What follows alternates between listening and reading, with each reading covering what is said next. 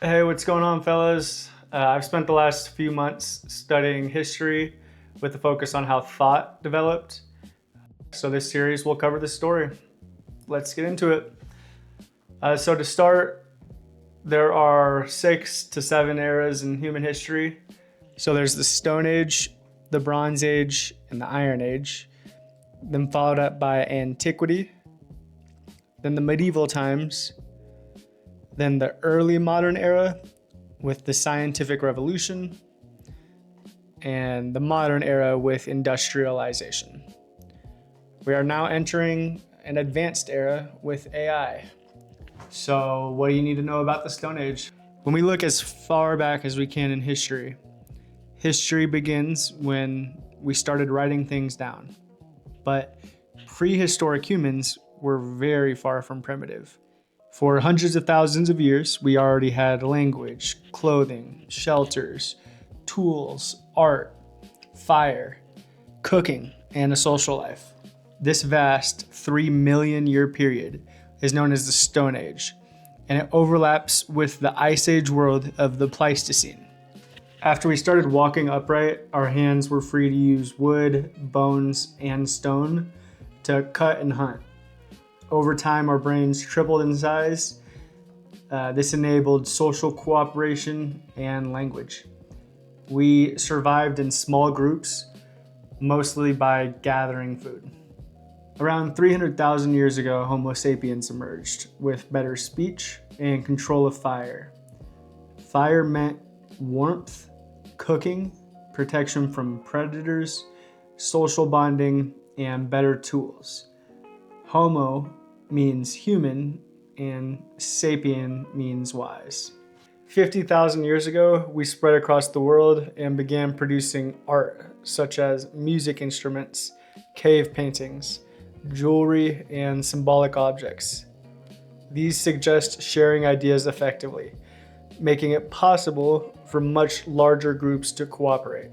Advanced tools appeared too, such as fishing equipment, boats, hunting weapons, needles for clothing, and tools for shelter. We were no longer just surviving, we were interpreting and reimagining the world around us.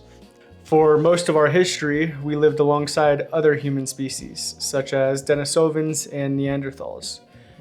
They also used tools, controlled fire, and created art. They were eventually absorbed into our much larger population through interbreeding and competition. Almost everyone today has at least 1% Neanderthal DNA. Our key advantage over them was communication, and unfortunately, this same trait that made us successful in the Ice Age, such as group loyalty and resource competition, still shape human behavior and the world today.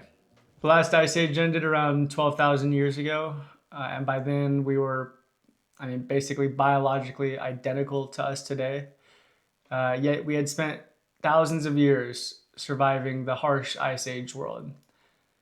It makes life seem remarkably comfortable by comparison. Yet we were just as happy then as we are now. After the climate stabilized, sea levels rose, submerging many of our early settlements. In this new world, some groups began farming. Instead of constantly moving in search of food, people began forming permanent settlements.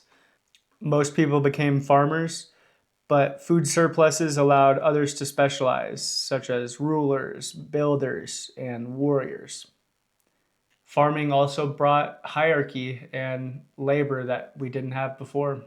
It was one of the biggest trade-offs in human history. Pottery appeared next and was almost as transformative as farming. It enabled better food storage and cooking. Farming and pottery spread across the world over thousands of years.